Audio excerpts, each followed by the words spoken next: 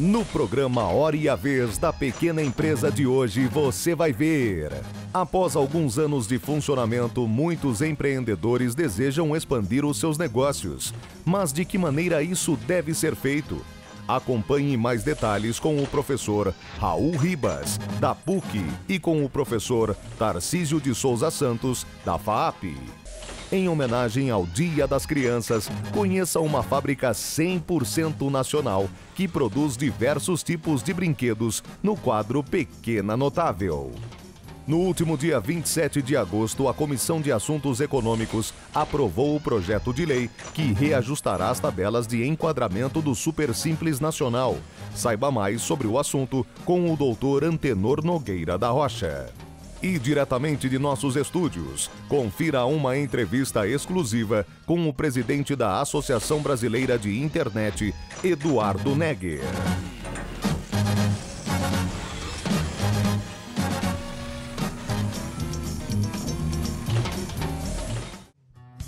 No último dia 27 de agosto, a Comissão de Assuntos Econômicos aprovou o projeto de lei que reajustará as tabelas de enquadramento do Super Simples Nacional. Saiba mais sobre o assunto com o doutor Antenor Nogueira da Rocha. Os pontos mais relevantes que nós podemos destacar dessa aprovação foi o aumento do teto em 50%, ou seja, as microempresas hoje que faturam até R$240 mil, elas estariam enquadradas. Hoje, o teto passa a ser R$360 mil. E as pequenas empresas, que o teto era de R$2.400.000, passa a ser R$3.600.000. Isso é um grande avanço porque muitas empresas elas cresceram graças ao sistema de tributação simplificado e ao momento que elas passaram a ter um faturamento maior, elas começaram a se desenquadrar. E isso tornou um prejuízo grande para esses empresários. Então, isso é um grande avanço com esse projeto, que ainda está pendente de aprovação final. Um segundo ponto que destacamos muito importante é a questão da desburocratização com relação ao microempreendedor individual. O projeto, além de tirar da informalidade alguns empresários, tornou muito menos burocrático, se tornou menos burocrático a questão relacionada à documentação e, inclusive, o microempreendedor individual, ele pode hoje optar por fazer um pagamento mensal e fixo dos seus tributos. E o terceiro ponto bastante relevante é com relação ao parcelamento dos débitos do Simples Nacional. Todo mundo sabe, existe o Refis, existe várias formas de parcelamento, PPI das prefeituras e do Estado, existe o Refis Nacional, o Refis da Crise, que acabou beneficiando uma série de outros contribuintes e de outros regimes, mas o Simples ficou de lado. Por que o Simples não podia ser parcelado? O grande argumento era de que as fazendas municipal, estadual e federal, pelo Simples estar condensado no único pagamento e teria que fazer essa divisão, o governo federal sempre disse o seguinte: eu não posso parcelar uma dívida que eu não detenho o poder sobre ela. Então, isso também veio ser tratado nessa aprovação pela Comissão de Assuntos Econômicos e hoje é possível, não ainda, obviamente, aguarda ainda a aprovação, mas será possível ser aprovado que seja feito o parcelamento em até 60 meses. Isso é muito importante para o empresário que não quer deixar de pagar seus débitos com o fisco, mas ele quer ter uma forma de fazer esse pagamento. Infelizmente, nem tudo são flores. Do processo todo, do projeto todo, um ponto que nós, infelizmente, não gostamos de que tenha sido deixado de lado foi a questão das categorias. Eles não aumentaram a quantidade de categorias que poderiam estar inseridas no Simples Nacional. Infelizmente, esse é o ponto negativo que a gente destaca, mas já é um grande avanço e para o empresariado nacional, o micro e pequeno empresário, eu acredito que o Brasil, com essa legislação do Simples, está no caminho correto.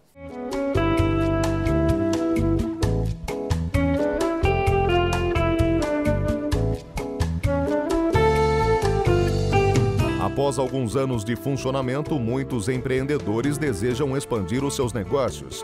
Mas existe uma hora certa para começar uma nova unidade? A expansão do negócio é consequência da resposta que o mercado deu à entrada do produto ou do serviço que o empresário colocou nesse mercado. Quer dizer, tão logo se descubra que existe um volume de demanda que justifique, está na hora de pegar e abrir uma nova unidade. A expansão de um negócio deverá ser feita através de muito planejamento e com calma. Ele pode expandir de 3 formas. Uma forma geográfica, onde ele vai fazer mais do mesmo em outro lugar.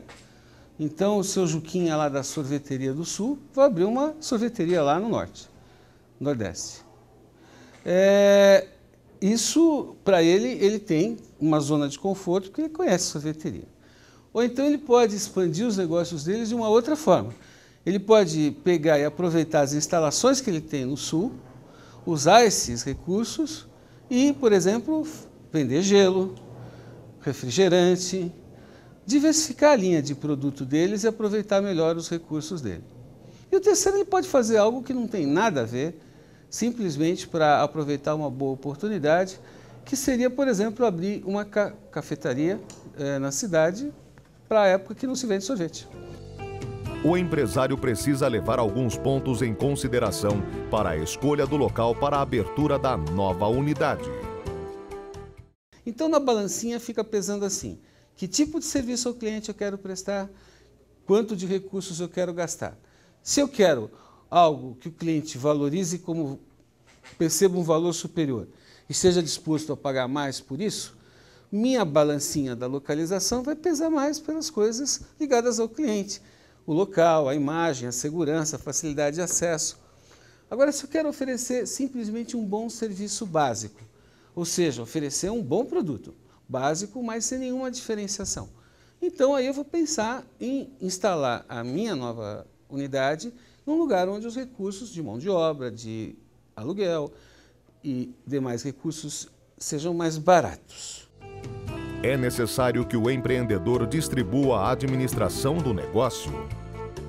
Se ele tiver uma organização racional, se ele tiver uma estrutura de negócio que funciona de acordo com regras básicas, ele pode aumentar a escala de produção, aumentar a escala de pessoas empregadas e continuar mantendo a racionalidade, os custos sob controle e a produtividade alta.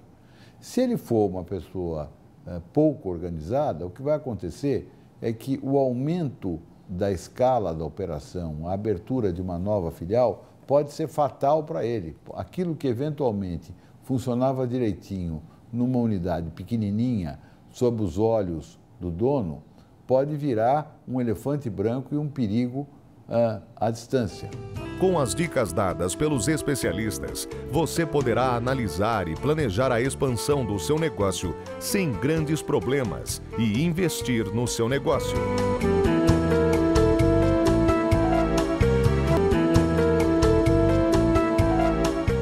Você sabia que o identificador de chamadas telefônicas foi criado no Brasil? E que a injeção eletrônica Flex Fuel, que opera motores tanto com etanol quanto gasolina, também foi desenvolvida em nosso país? Se somos mundialmente respeitados, por que comprar produtos importados? Compre produtos fabricados no Brasil. O mercado interno cresce, sua empresa agradece, seu emprego permanece. Uma campanha do Sindicato da Micro e Pequena Indústria do Estado de São Paulo. Há quase 2 décadas no mercado, a empresa produz diversos tipos de brinquedos que acompanham as crianças desde os seus primeiros passos. Olha, eu sempre trabalhei com brinquedo, né? Eu trabalhei em outras empresas e quando eu saí, o meu objetivo era continuar no segmento. No início, a gente começou com capital muito restrito. Praticamente toda a produção era feita com equipamentos alugados, então tivemos muita dificuldade financeira e também de prospecção de clientes. Na época do Dia das Crianças, há um aumento significativo na linha de produção da fábrica. Da nossa linha de produto, os itens que mais são procurados é a boneca Tagarela e boneca Meu Querido Bebê. Então são bonecas maiores, de valor agregado maior, que tem maior venda nessa época. Seus produtos são vendidos em todo o país, principalmente no Norte e no Nordeste. Então são fabricados em torno de 22 mil itens mês entre bonecas, a linha de bebê, que inclui mordedores, e a linha de playground. Você acaba de conhecer a mais uma empresa 100% brasileira que colabora com o desenvolvimento do nosso mercado interno e faz a alegria de milhares de crianças. Confira agora a mais uma entrevista no programa A Hora e a Vez da Pequena Empresa. Este ano comemoramos exatos 15 anos da introdução da internet no Brasil, que começou no meio acadêmico. E em novembro, 15 anos da existência da Abranet, que é a Associação Brasileira da Internet. A internet trouxe grandes avanços, trouxe modernidade, e para falar sobre o tema, o nosso convidado de hoje é o presidente da Abranet, o Dr. Eduardo Negger. É um prazer tê-lo conosco. Prazer é meu. Quais são os grandes avanços que você considera na área da internet no Brasil? Bom, a internet no Brasil, e é curioso a gente perceber isso, ela começou comercialmente há 15 anos. Né? Inicialmente a internet era um campo para entusiastas, basicamente para acadêmicos, quem se interessava muito por computador, que tinha um modem, era relativamente complicado de se usar. E a grande mudança que nós percebemos, e o grande avanço, é que ela deixou de ser uma aplicação restrita a acadêmicos e passou a fazer parte do dia a dia de todos. Hoje nós temos aí o serviço massificado, hoje em dia nós temos o comércio eletrônico desenvolvido, hoje em dia a internet faz parte da vida das pessoas. Né? Então, o fato da gente ter uma rede dessa, ter crescido, as oportunidades que aparecem na rede e a forma como a informação é compartilhada, isso realmente mudou como o mundo se comporta e mudou como o país se comporta diante, principalmente, do compartilhamento da informação. E os grandes desafios que vêm junto com a grande evolução. Quais são os grandes desafios hoje da internet na sua avaliação? A internet, pelo fato dela já fazer parte da nossa sociedade, a gente pode ter criado aí uma barreira muito grande entre quem tem o acesso e quem não tem o acesso. Quer dizer, hoje ter acesso à internet é uma questão de cidadania, é uma questão de acesso a serviços públicos, é uma questão de acesso à educação. Então, o grande desafio que nós colocamos aí na internet, que nós vemos que há na internet brasileira hoje, é a efetiva massificação. Quer dizer, é ter um serviço de qualidade para a maior quantidade possível de pessoas. É a massificação desse serviço, é que esse serviço fique disponível para a maior quantidade possível de pessoas. E não só nos grandes centros, né? Nos grandes centros hoje nós temos um serviço relativamente adequado. Mas no interior do país, nas pequenas cidades, muitas regiões do país ainda têm dificuldade de acesso, ou por falta total de serviço, ou por serviços que não têm uma qualidade muito boa. Então, a necessidade de investimento, de políticas públicas e, evidentemente, do papel da iniciativa privada na criação aí de redes, na criação e implementação de provedores locais de serviço, é extremamente importante para a efetiva massificação do serviço no país. Quantas empresas hoje no Brasil são operadoras da internet? Então, a cadeia de valor da internet é bastante grande. Nós temos desde empresas que são fabricantes de equipamentos, nós temos empresas que são produtoras de conteúdo, então nós colocamos empresas jornalísticas, empresas que têm conteúdo em vídeo, empresas de comércio eletrônico, empresas que provêm determinados tipos de serviço na rede, por exemplo, mais recente, empresas de compras coletivas, empresas de hospedagem. Isso é uma cadeia muito grande de empresas que atuam no segmento de internet, culminando nas empresas que são provedoras de acesso, que são as empresas que provêm o serviço para o consumidor final. Dessas empresas, quantas são dos grandes players, quantas são nacionais, quantas são brasileiras? O curioso e o interessante da internet do país é que o desenvolvimento da internet no Brasil proporcionou uma grande criação de conteúdo nacional. Então, o brasileiro hoje, se a gente for olhar tempo de navegação na internet, o internauta brasileiro hoje é o internauta que mais tempo passa navegando na internet. E por que acontece isso? Porque o conteúdo é interessante. Né? O brasileiro ele dá preferência ao conteúdo nacional. Se nós formos olhar hoje os 20 sites mais acessados no país, desses 20 sites, 9 desses 20 sites são de empresas nacionais. Né? Então, nós temos conteúdo nacional bastante forte. Existem, obviamente, os grandes grupos estrangeiros que têm operações no país, tanto de redes sociais, como de buscadores, como de diversos dispositivos de rede, que são bastante presentes. E no quesito acesso, nós temos as grandes concessionárias de telecomunicações, que dão suporte à internet e muitas vezes atuam via ADSL, que é a tecnologia via par metálico, ou via cabo, né? Muitas vezes as operadoras de cabo também provêm esse serviço de acesso à internet. E, paralelamente a isso, nós temos 2.800 empresas no interior do país com a licença de comunicação multimídia. E o que surpreende é que muitas dessas empresas, elas começaram atuando em nichos específicos, atuando, por exemplo, em serviços de comunicação via rádio, né, aquelas antenas de acesso sem fio, e muitas delas já estão evoluindo para fibra ótica. Então, hoje nós temos vários casos no interior do país, onde as empresas locais, o provedor local, colocou fibra ótica na cidade e está atendendo seu cliente com fibra ótica, quer dizer, empresas independentes das concessionárias, e aí o empreendedorismo no interior do país é bastante forte. E essas empresas elas conseguem muitas vezes com dificuldade de financiamento, com dificuldade na carga tributária que é muito elevada, mas elas ainda conseguem avançar e implementar suas redes no interior. Bem, me parece que esse ano começou uma movimentação que está te preocupando fortemente, que foi uma comunicação do Ministério das Comunicações para a Anatel. Qual o teor dessa comunicação? Basicamente, há um debate, há uma discussão em relação à modificação das regras da internet no país. O que regulamentou a internet no país desde o início foi a norma 4, que é uma resolução interna do Ministério das Comunicações, que fez basicamente o seguinte: dividiu internet de telecomunicações como serviços separados. Telecomunicações é um serviço do meio físico que dá suporte à internet, e a internet, como função lógica, foi classificada como serviço de valor adicionado. Então, esses dois serviços foram tratados de maneira distintas, não se confundindo, né? O que está em discussão e a gente espera que não ocorra a modificação, é justamente a extinção dessa norma e, consequentemente, equiparar o serviço de internet a um serviço de telecomunicações. Se a gente for olhar o serviço de telecomunicações, ele é um serviço extremamente regulado. Então, hoje, se qualquer empreendedor que quiser abrir uma operadora de telecomunicações tem que seguir um rito extremamente rigoroso, tanto por questão de projetos como por questão de regulamentação, até ter sua operação no ar.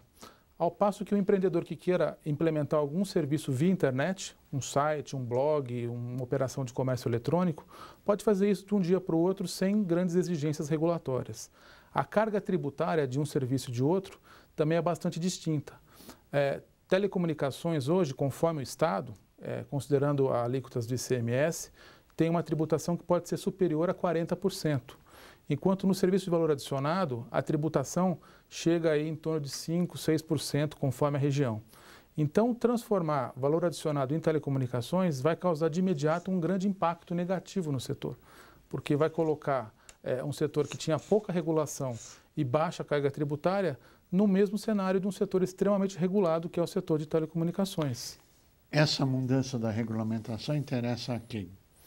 Olha, basicamente a população em geral não interessa, porque vai aumentar o custo dos serviços. Aos empreendedores em geral não interessa. Talvez haja um interesse das operadoras de telecomunicações de estar agregando mais esse serviço, de estar transformando a internet como um produto a mais da sua linha, do seu portfólio, né? Então, se nós formos pensar do ponto de vista do consumidor e do usuário do serviço, além do ambiente de negócios do país, é extremamente favorável que haja isonomia e que haja oportunidade de criação de negócios com pouca regulamentação. Então, certamente, a separação que existe no Brasil, e é interessante porque o Brasil hoje ele tem um comitê gestor de internet, que é um comitê multissetorial, onde estão concentrados representantes do governo, da iniciativa privada, da academia e do terceiro setor. Quer dizer, todos estão representados nesse comitê e é esse comitê que define os rumos da internet no país. Qual é a posição desse comitê gestor em relação a essa comunicação do Ministério das Comunicações e da Anatel?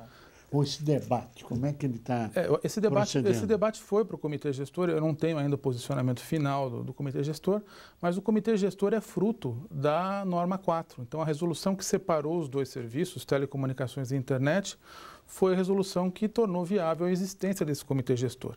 Então, até pela definição que existe hoje, pelas regras que existem hoje no mercado, a existência desse comitê gestor está vinculada à sua independência do setor de telecomunicações, né? Se nós formos pensar do ponto de vista de empreendedorismo, e a gente tem acompanhado muito isso, inclusive nas universidades, hoje se motiva muito a questão de empreender, de empresas júniores, existe a questão também das incubadoras de empresas nas universidades.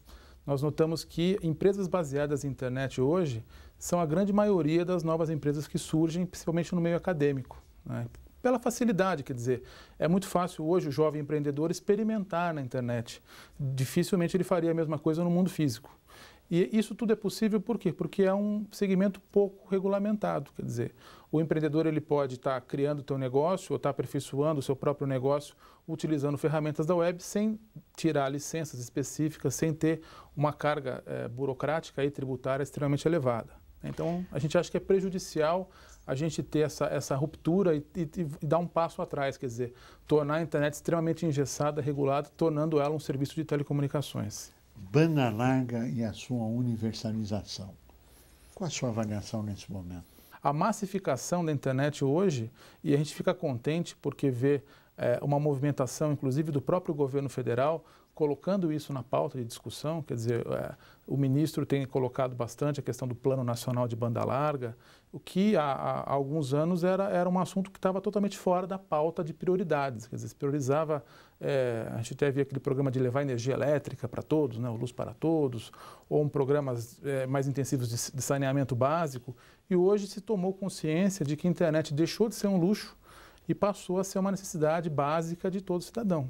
Então, certamente, a massificação desses serviços vai gerar um bem-estar para toda a população e o desenvolvimento econômico do país, né? Nós estamos chegando ao final do nosso tempo, mas tem uma pergunta que nós não podemos deixar de fazer, pedindo já suas considerações finais, que foi quando o presidente Lula anunciou a recriação da Telebrás, as operadoras reduziram o seu preço em até 40%. Qual a sua avaliação e qual é o grande caminho para o Brasil via internet? Hoje nós tivemos que resumir o que traz qualidade para o consumidor, o que traz qualidade e baixos preços do acesso à internet para a população em geral e para os segmentos empresariais. A gente pode resumir tudo isso em uma única palavra: competição. Então, aonde existe competição, os custos do acesso são mais baixos, a qualidade para o usuário final ela melhora, né? Então, há uma melhoria em todos os segmentos quando nós temos competição. A ideia do governo federal de reativar a Telebrás foi justamente para levar a competição nos municípios onde não havia competição na internet no atacado, né? Esse projeto ele não vislumbrou nunca o atendimento direto ao consumidor final, mas sim a competição da internet no atacado, no que nós chamamos de backbone, aonde é feita a conexão, aonde o provedor local compra a sua conexão para distribuir na cidade. Então, o fato de existir competição nesse segmento, na internet no atacado, possibilita que todo o setor, toda a cadeia de valor da internet dali para frente se desenvolva de uma forma muito mais saudável. E até, como foi citado, o próprio anúncio de algumas cidades estariam no Plano Nacional de Banda Larga fez com que o preço do link nessas regiões caísse independentemente de se ter instalado qualquer tipo de sistema lá. O simples anúncio do atendimento da cidade fez com que o preço caísse. Quer dizer, para ver a força da competição, como isso resulta aí para o consumidor final e para o usuário de internet, né, de banda larga, numa melhoria de uma redução de custos e uma melhoria de qualidade. Eduardo Negger, nós queremos agradecer muito a sua participação e a você que esteve conosco até agora, o nosso mais profundo agradecimento, com a certeza que estaremos juntos na semana que vem. Até lá! Você sabia que o identificador de chamadas telefônicas foi criado no Brasil? E que a injeção eletrônica Flex Fuel, que opera motores tanto com etanol quanto gasolina, também foi desenvolvida em nosso país? Se somos mundialmente respeitados, por que comprar produtos importados? Compre produtos fabricados no Brasil. O mercado interno cresce, sua empresa agradece, seu emprego permanece.